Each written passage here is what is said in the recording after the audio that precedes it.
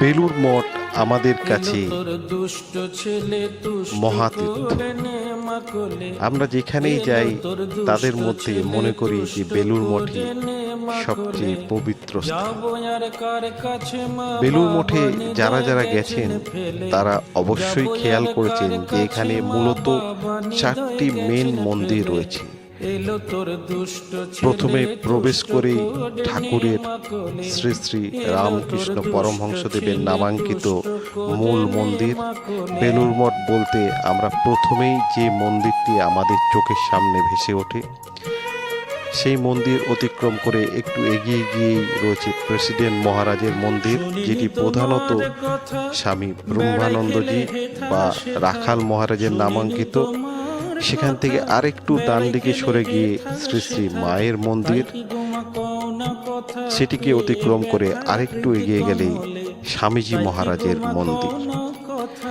আপনারা অবশ্যই খেয়াল করে দেখবেন যে এই 4টি মন্দিরের মধ্যে শুধুমাত্র শ্রী শ্রী মায়ের মন্দিরটি গঙ্গার দিকে মুখ করা, অর্থাৎ পূর্বমুখী।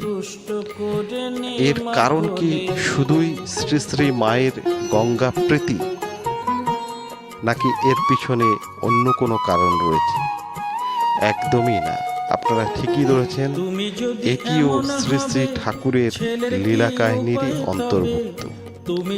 শ্রী শ্রী ঠাকুর তার জীবদ্দশায় শ্রী শ্রী মায়ের কাছে প্রার্থনা করেছিলেন যে কলকাতার মানুষেরা অন্ধকারে পোকার মতো কিলবিল করছে, তুমি তাদের দেখে রেখো।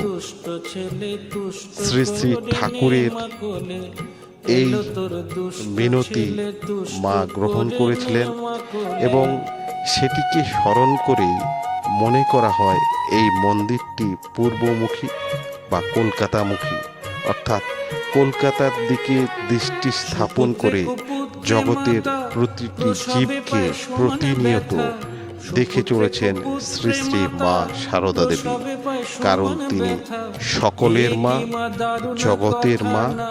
কলকাতা এখানে জগতের প্রতীক।